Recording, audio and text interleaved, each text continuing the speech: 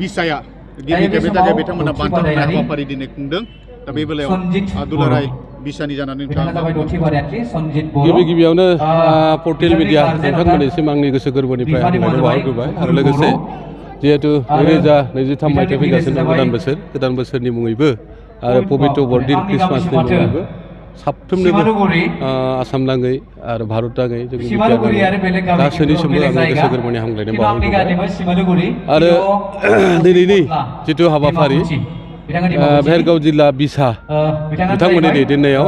सानसेनि हाबाफारि लानानै जारिमिनारि सेथि महरगिरिफोरनि बान्था राननाय हाबाफारि बे हाबाफारिखौ बिथांमोना गाजा गोमजायै खुंफुंदों दा बे गाजा गोमजायै खुंफुंनायनि आराव आं सान्दों आफादगिरि नेहाथारिनिफ्राय गासैबो महरगिरिफोर बिथांमोननि बिहोमा निस्सय थागोन आरो लोगोसे बे ओनसोलनि भेरगाव ओनसोलनि जिल्लानि सिङाव थानाय गासैबो सानसुमैफोर दैदेनगिरि बिबानगिरि आरो गासैबो हारिमुखौ मोजां मोनग्रा जोंनि सिबिजाथाव हारिनिनो बिथांमोना निस्सयকৈ बे खुंफुंनाय हाबाफारियावहाय मदद होदों आं फोथायनाय दं दा बिनि गेजेरजों जों मोनसे गोदान जांख्रिथाय लाबोनो हादों बा हागोन होननानै आं सान्दों जे उन्दै फैबाय थानाय जायफोर रिंगु जामसा महरगिरि जानो लुबैनाय आरो हारिमुखौ फेहेरनायजों लोगोसे गावखौ दाफुंनो लुबैनाय बेवहाय माखासे गोदान सोलोंसा निस्सयকৈ थागोन बे गोदान सोलोंसाया रोंगौथि लानानै बिथांमोना निस्सय फैदों गोदोआव जों जेसेबांखिनि सावथुन मुलुगावहाय खामानि मावबोदों निस्सयকৈ बेफोरावहाय एफा एनैया थाबोदों थेवब्लाबो गोदोनि खामानि मावबोनायखौबो जोङो बाख्नायनांगोन दिनै सावथुन मुलुग होननानै बुङोबा 1982 मायथाइ सननिफ्रायनो दायना मुंनि सावथुना जुरिजेनदोंमोन बर'नि जारिमिनाव फिसार फिल्म हिसाबै बेनिफ्रायनो मुंदांखा सावथुन आलायारन 1986 मायथाइयाव नेशनेल बान्थाबो मोनदोंमोन दा बेबायदिनो गोबां माने सावथुन हाग्रामायाव जिनाहारि बा जिउनि सिमां खोमसि लामा टेक्सि ड्राइभार दा बिदिनो गोबां सावथुन ओंखारबाय भिडिअ सावथुनबो ओंखारबाय आरो ओमफ्राय दायो गोदान भिडिअ सावथुन फिसार सावथुन बेबायदि ओंखारबाय आरो लोगोसे सुंद' सावथुन जेनेबा शर्ट मुभि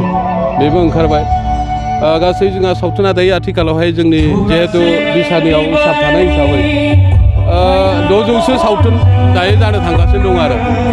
दा बे सावथुना थोजासे नङा खारन थोजासे नङैनि जाहोनबो थानो हागौ जों जुरिजेननायनिफ्राय जेरैबायदि सावथुन दिहुननायाव मोनफ्रोम बिथिंनिफ्राय जों मदद मोननो नांगौमोन बेफोरबायदि मददखौ जों मोननो हायाखै दुखुथिया होननानै बुंजागोन खाफाल दाखुरा होननानै बुंजागोन दिनैसिमबो जोंहा फिल्म हलानो गैया ओमफ्राय बर' बिजोंखौ फेहेरनायजों लोगोसे हारिमुखौ फेहेरनो थाखाय TV centre radio centre FM centre दा बिदिनो इलेक्ट्रनिक मिडियाजों फकास खालामनो टेलिकास्ट खालामनो ब्रडकास्ट खालामनो जोंहा बेबायदि सावथुन मुलुगाव खामानि मावनो थाखाय बिजों मोजां रोखोमै बिजों जों मोननो हायाखै जायनि थाखाय सावथुना दायो दिनैनि नैबे लेभेलावहाय सफैदोंब्लाबो माने आरो नांबावगौमोन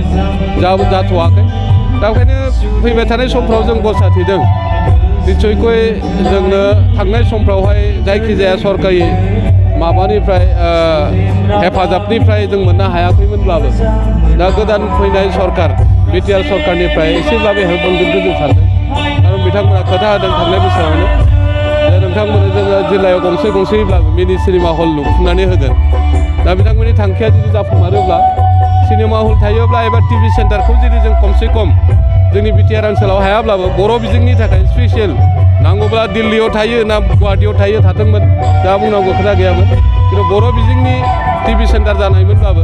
जोंनि रिंगौ दामसाफोरखौहाय जोङो बेवहाय फकास खालामनो गोरलै जागौमोन आरो दा बेफोरबायदि खाबुआ जोंहा एसे थालांदों बेफोरखौ जों मोननांगोन आरो बेजों लोगोसेयैनो जोंनि दिनै गोदान जाय बे हारिमुआव खामानि मावनो ओंखारदों बिथांमोना एसे गोदोनि बायसा नङाब्लाबो जिहेतु दायो कम्पिटिसन मुगा जाहैबाय माने कम्पिटिसनसो जोङो माने कम्पिटिसन खालामनानैसो जों थांनांगोन दिनै नेसनेल लेभेलाव कम्पिट खालामनो थाखाय जोंनि माने सावथुना स्टेन्डार्ड लेभेलाव जानांगोन स्टेटास गोनां जानांगोन इन्टारनेसनेल लेभेलावबो जों कम्पिटिसन खालामनो थाखाय जोंनि सावथुना साफिसियेन्ट माने टेक्न'लजिजों माने आप टु डेट जानांगोन दा बेबादि जुदि जानो हायोबा निश्चयকৈ जोंनि सावथुना दा जेसेबांखिनि स्टेजआव दङ बेनिफ्राय गोजौ थाखोआव जों थांनो हागोन आरो जोंनि जेनेरेसनफोरखौबो जों मोजां रोखोमै दाफुंनो हागोन दिनै जों जेनेबा हलिउड बलिउडनि खोथा बुङोब्ला जों आसामनिफ्रायबो गोबां आर्टिस्टफोरखौ जों नुनो मोनो खिन्थु जों बर' समाजावहाय दासिमबो मुम्बाइआव थाहैनानै इस्टाब्लिश जानाय दासिमबो माने हलिउडआवहाय थांनानै गावखौ दाफुंनाय जोंनि बर' माहारिनि गेजेराव जारिमिनानो गैया दा बेखायनो बेफोरबायदि परिबेगा जाहाथे फैथों बेनि थाखायनो बिसाखौ माने 2014 मायथाइयाव जों दाफुंनाय जादोंमोन आरो बेनि थांखिया बे नङा जे दुलाराय हारिमु आफाद थानायनि इयुनावबो जे बिसाखौ जों गोदानै थांखि लानानै दाफुंदों बे नङा जे जोंनि माखासे सावथुन मुलुगाव आर्टिस्टफोरनि गेजेराव थानाय माखासे गेना गोरोन्थि आरो लोगोसे मावनांगौ खामानि बेफोरखौ थोंजोङै जों मावफुंनो हानायनि थाखायनो जों बिसाखौ दायो आफाद हिसाबै दानानै खामानि मावलांदों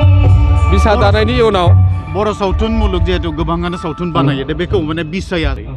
बे सेन्सारनि बेलायावबो जोंहा मोनसे प्रब्लेम जानानै दंबाय थायो दासिमबो जों सेन्सार बर्डआवहाय मेम्बार हिसाबै जों लाखिनो हायाखै बे थानो हायाखै थ' सेन्सार बर्डआव माने स्टेटनि मोनसे बर्ड बेयो बे बर्डआव जुदि जोंनि जायखिजाया जोंनि माहारिनिफ्राय सासे गोरों मानसिया बेवहाय मेम्बार हिसाबै थानो हायोब्ला बोसोरफ्रोमबो जेनेबा सेन्सर बर्डनि गेजेरजों माने नेसनेल लेंगुवेजफोरनि माबा जायो सेन्सर जायो आरो लोगोसे बेयाव सेलेक्सन जायो बे सेलेक्सनाव जोङो जोंनि मुभिफोरखौहाय साबमिसन हरनो हायो सर्ट मुभियानो जा लं मुभियानो जा टिचार फिल्मानो जा बा भिडिअ फिल्मानो जा बा भिसिडियानो जा मोनफ्रोमबो बिथिङाव जों हरनो हायोमोन खिन्थु बे हरनो थाखायबो जोंहा एसे माने अभाब जाना दङ आरो जेनेबा आरो बिथांमोना थाब जोंनि फिल्मफोरावहाय साबमिसन लानो थाखाय उसुबिदा खारन चेनेल गैया जाहैबाय दा बेखायनो नोंथाङा सोंनाय बायदिनो जोङो थांनाय 2 बोसोरनि आगोलनो बिसाजों लोगोसेनो रायलायनानै दुलाराय हारिमु आफादनि दैदेननायाव जोङो सानैसो मानसि बेवहाय मेम्बार हिसाबै हरनाय जादों दासिमबो एप्रुभेल मोनाखै आरो बुंनाय जायो मख'नो गोनां जे दुलाराय बर' हारिमु आफादनि आफादगिरि जुगेन्द्र ब्रह्म दुगेश्वर ब्रह्म बिथांखौबो जोङो मेम्बार हिसाबै बोनजानो लुबैदोंमोन जों हरदोंमोन आरो खिन्थु दासिमबो एप्रुभेल जों मोननाय जायाखै दा बिनि माखासे सिङावहाय मायाबाफोर थानोबो हागौ जिहेतु जोंनि माने माहारि हिसाबै जाथि हिसाबै बेयावल' नङा गुबुन बिथिङावबो जोङो डिप्रेट जानानै दङ दिनै स्पर्ट्स बेलायावबो जोङो जुदिअब्ला जोंनि माने स्टेमिना थानाय गथ'फ्रानो पटेनसियेलिटिस थानाय माने गथ'फ्रानो दिनैसिम जेनेबा मोजां प्लेटफर्म मोनजोबनो हायाखै जिखिनि मोनदोंब्लाबो बेयो साफिसियेन्ट जायाखै आरो दा बेखायनो नैबे बेलायाव हयथ' जों बेबायदिनो माने दोनखोमानायनि थाखाय हरियन्त थाबोबायनोबो हागौ अब्लाबो जों बेखौबो गिनांगौ बा फासायनांगौनि खोथा गैया जोंनिफ्रायबो जों जुजिनांगोन आं बेखायनो खावलायगोन नोंथांमोननि गेजेरजों जे दिनै बिसायाल' खामानि मावनांगौ खोथा नङा हारिमुनि बिथिङाव जेनेबा दुलाराय बर' फरायसा आफादाबो हारिमु आयदाखौ लाफानानै गोबां खामानि मावबाय थादों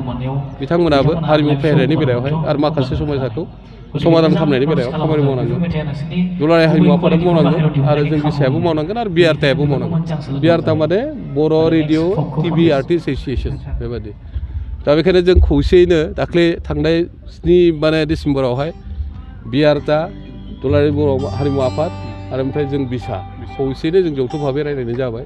जों खौसेयैनो जोङो नांगोन आरो जोंनि जिखिनि समस्या दं समाधान खालामनांगौ गोजोन्थों दिनै जोबोद गोजोननाय मोनदों आरो बेजों लोगोसे नोंथांमोनखौ जों जोबोद साबायखर बावहरदों जिहेथु जोंनि नैबे हाबाफारिखौ सालायनायाव दाख्लैनिफ्रायनो जोंखौ हेफाजाब होबाय थादों फोसावना होबाय थादों जायनि जाहोनाव दिनै गोबां रायजो राजाफ्रा फैनानै जोंखौ हेफाजाब होफैदों आरो मानव गेदेर सानसुमैफोरा जोंखौ हेफाजाब होफैदों दिनै जोङो जोबोदैनो खुसि भेरगाव जिल्ला बर' सावथुन बा मुलुगनि बा महरगिरि आफादनि दैदेननायाव दिनै सेथि जिथु बान्था होनाय हाबाफारि बे हाबाफारिया मोजाङैनो जाफुंगासिनो दङ फुंनिफ्रायनो जागासिनो दङ फुङाव जोंहा फिरबिला बिर होनाय बेनिफ्राय मुंख्लंफोरनि मुङाव बिबार बावनाय जोंनो सावराय जुथुमा जानानै थांबाय दा आरो जोंनि गेजेराव माबा सोलिबाय थादों मेथाइ खननाय बादायलायनाय भइस अफ बड'सनि जोबोद मोजां मेथाइ खनगिरिफ्रा मेथाइ खनगासिनो दङ जोबोद गोजोननाय मोनदों आरो बे जोबनायनि उनावनो जोंहा आरो जोबथायाव जोबोद मोजां गाब गोनां मोनसे हाबाफारि दङ बेनो जाहैबाय जोंनि भेरगाव जिल्ला बिसानि सिङाव थानाय आरो लोगोसे तामुलपुर जिल्ला बिसानि सिङाव थानाय उदालगुरि जिल्ला बिसानि सिङाव थानाय महरगिरिफोरखौ लानानै रोजाबनाय मोसानाय बायदि फाव दिन्थिनाय बेफोर हाबाफारि बा हारिमुवारि दिन्थिफुंनाय हाबाफारि दङ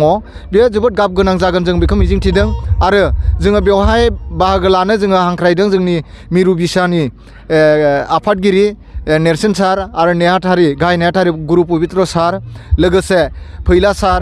मेन्डेला सार लोगोसे जेसास केरकाटारि सार बिथांमोना सफैबाय जोंनियाव नै डिमाकुसि सफैबाय दै फन खालामहरदोंमोन दा बिथांमोनाबो जोंनि गेजेराव दा बाहागो लाफैगोन जों जोबोद गोजोननाय मोनदों आरो जोंनि ओनसोलनि गासै हारि माहारि बिथांमोनखौ जों लिंदों आरो जों EM MCLA MLA बिथां सारमोनखौबो हांख्रायदों बिथांमोनाबो फैगोन होननानै बुंदों दे हाबाफारि जानाय लोगो लोगो बिथांमोना जोंनि गेजेराव दिनै फैदों जे बान्था होनाय हाबाफारि लागोन मा बिदिखौ नायनानै हाबाफारि औ बेखौथ' जोङो बान्था होनाय हाबाफारिया बेनो दा जोंहा भइस अफ बड'स